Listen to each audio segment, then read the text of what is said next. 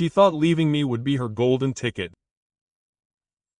Her smile as she signed the divorce papers looked like that of someone who was already counting the money in her head.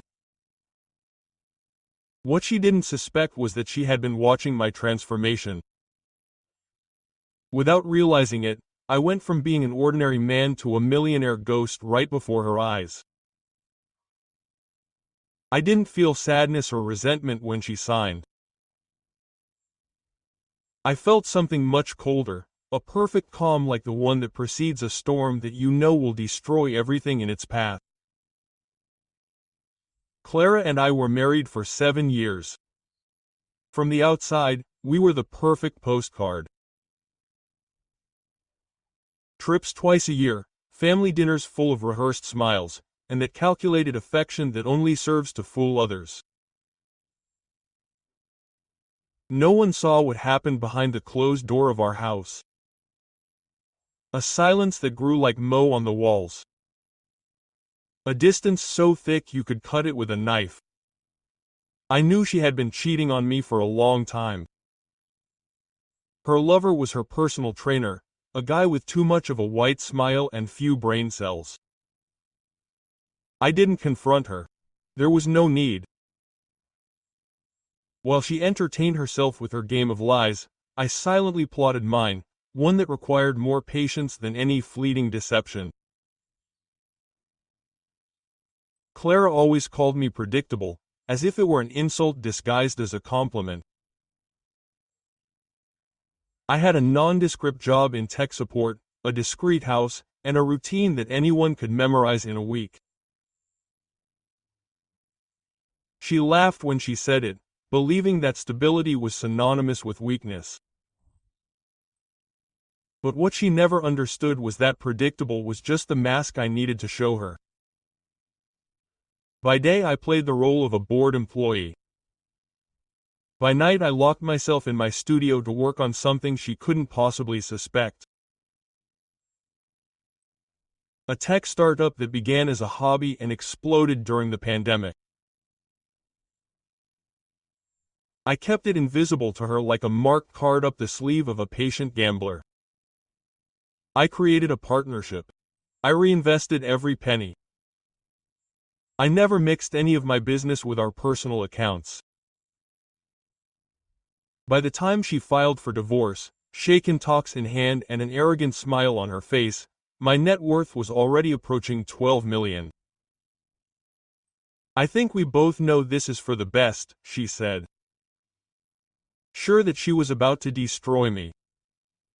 I just nodded, not a word more. I saw a spark of surprise in her eyes. It was not the reaction I expected. And that was just the first blow. I accepted the divorce with surgical coldness.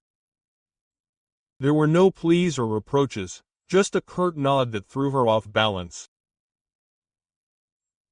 She thought my silence was resignation, when in reality it was the sound of the trap slowly closing.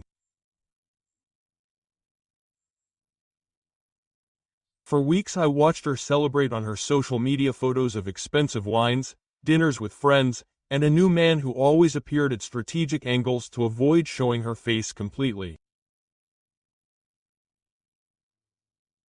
As if hiding it would erase the smell of betrayal she carried around.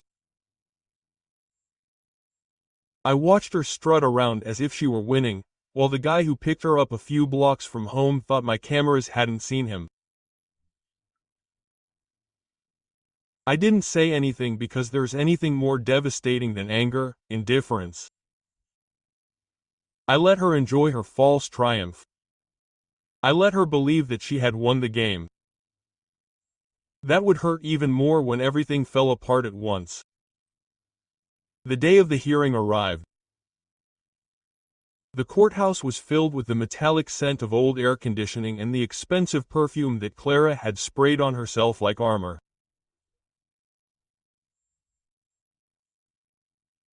She walked in as if it were her own red carpet, her dress tight, her heels clicking on the floor, and that smile that said she already owned the house, my money, and her new life.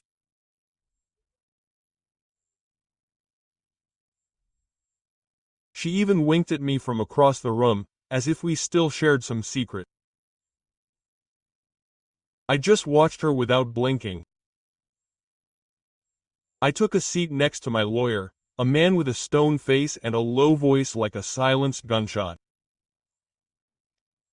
In silence, we went over the documents that would change everything. Meanwhile, she flirted with victory, convinced that in a matter of minutes she would walk out of there with half of my world in her hands. The irony seemed almost poetic to me. I had spent years seeing my life as boring, without noticing that beneath the surface there was a machine at work, one that she never saw coming. Her lawyer was the first to speak. In a confident voice he accused me of hiding assets. Mr. Munoz's stated salary does not align with his lifestyle, he said, certain he had smelled blood. The judge looked up and asked me for my documents. My attorney handed them over with the calm of someone who knows the game is won before it begins. Not a word, just the faint sound of paper sliding across wood. The judge flipped through the pages, raised an eyebrow, and spoke. His voice resonated in the courtroom like a hammer. Mr. Munoz owns and operates Munoz Systems LLC, a technology company founded before the marriage. His current net worth is $118 million. I watched Clara's world crumble in slow motion. The smile died on her lips, her pupils dilated, and her hands began to shake. For the first time in years, she was speechless. The silence in the courtroom was so thick I could hear the buzzing of the fluorescent lights. Clara looked at me as if she had never seen me before. Her open mouth, unable to articulate a word, was the exact portrait of someone who had just realized she was playing cards without knowing that the game was already over.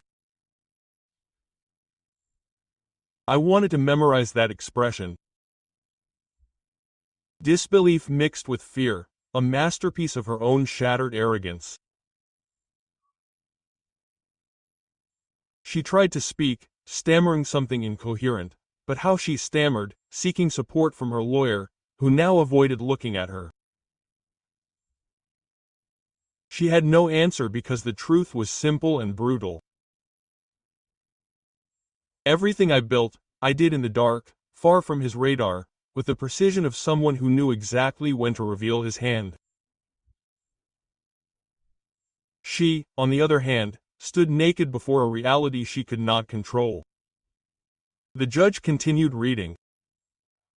The business was created before the marriage, with separate accounts and without any contribution from Mrs. Munoz. Each word was a sharp blow, like hammer blows on a newly installed tombstone. Then, the final blow.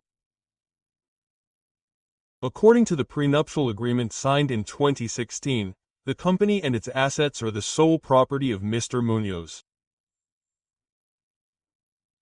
Clara blinked several times, as if she could erase the scene, but there was no turning back. I saw how her hands, so steady when she had signed the divorce papers days before, now searched for something to hold. The judge barely looked up to confirm his ruling.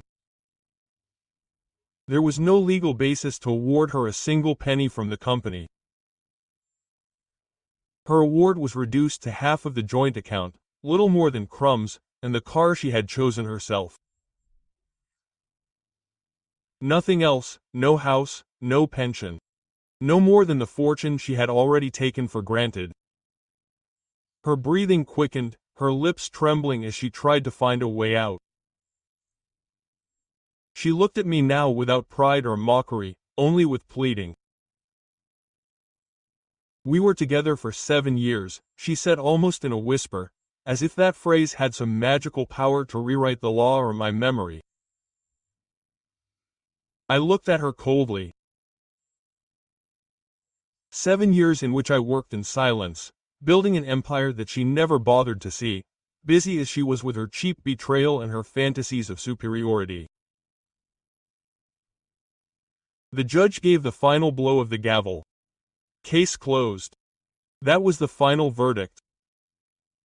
Clara said nothing, only gathered her things in a silence that weighed more than any shout. As she left the courtroom, her heels clicked hollowly, devoid of the confidence with which she had entered. I saw her hunched back disappear through the door, and I knew that I had just witnessed something more than a divorce. I had witnessed the collapse of an ego inflated to the point of destruction.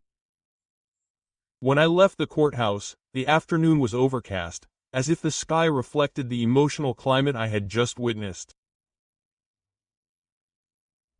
Clara was standing a few meters away by the sidewalk, looking aimlessly at her phone, with the expression of someone searching for a way out that does not exist. Neither her lover nor her friends were there to pick up the pieces.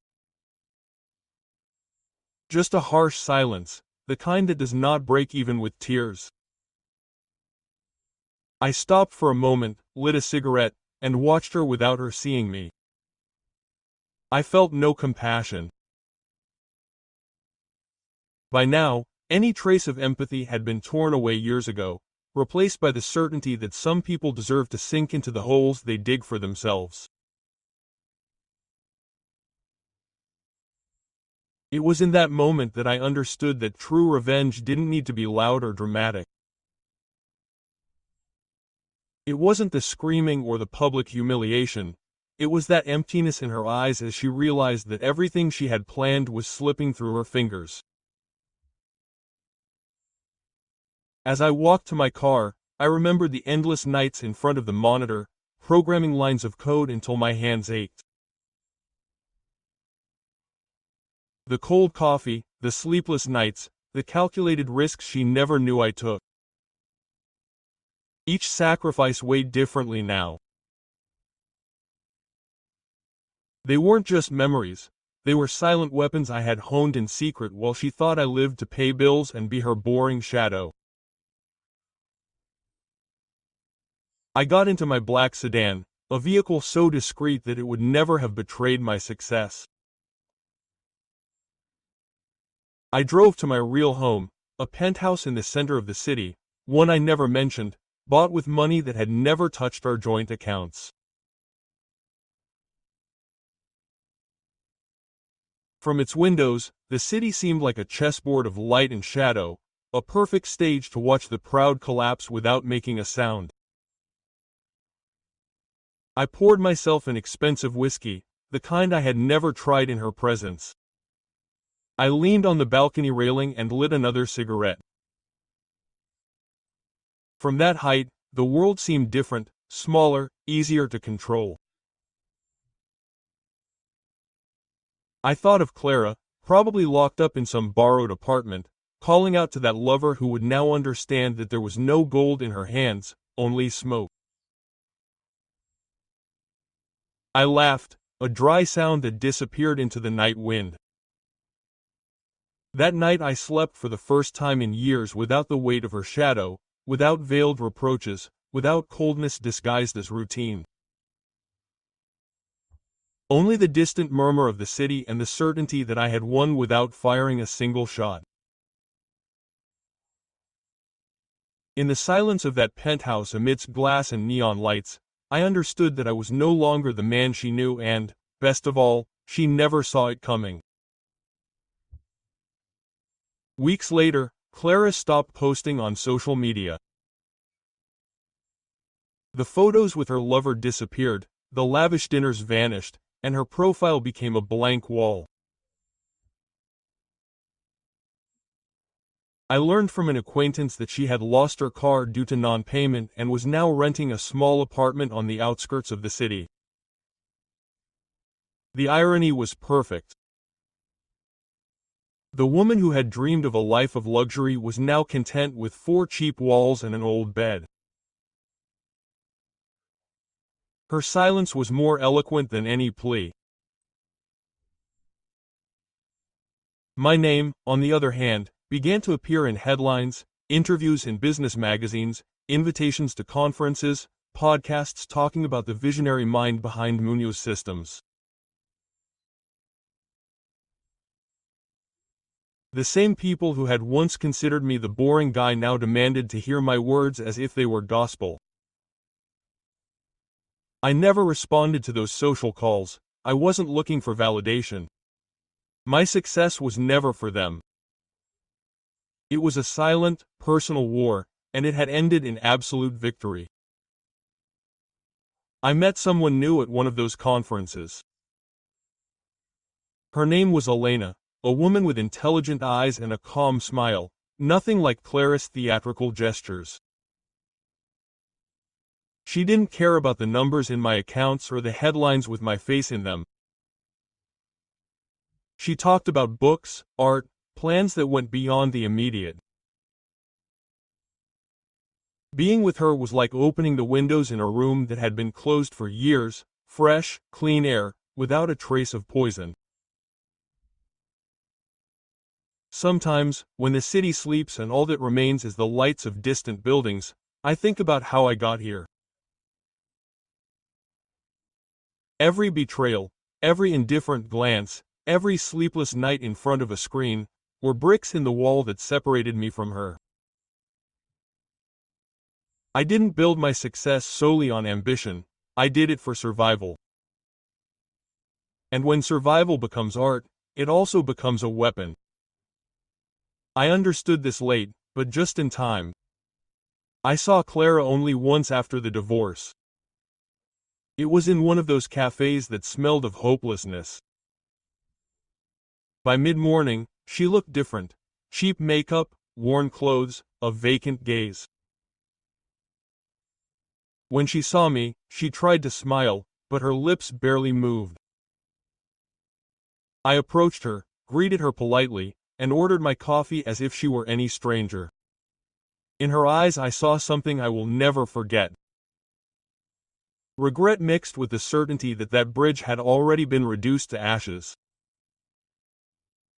There were no words of apology or pleas, just that dense, uncomfortable silence that we both understood. She quickly finished her coffee, stood up and left without looking back. I watched her disappear into the crowd, small, irrelevant, like a shadow that no longer held any weight in my life. In that moment I knew I didn't need any more proof. I had won the most elegant war of all, the one fought without blood or noise, only with patience and strategy. Today, as I look out over the cities from my penthouse, I think of that phrase I repeated to myself when everything seemed stagnant.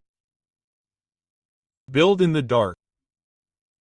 I did it, and when I turned on the light, what I saw wasn't just wealth or freedom. It was a different man, tempered by the fire of betrayal and the cold of silence. Clara now lives with what she lost and I with what I built. That is the essence of my story in a world that underestimates the silent. Sometimes the hardest blow is not having to raise your voice. Yeah,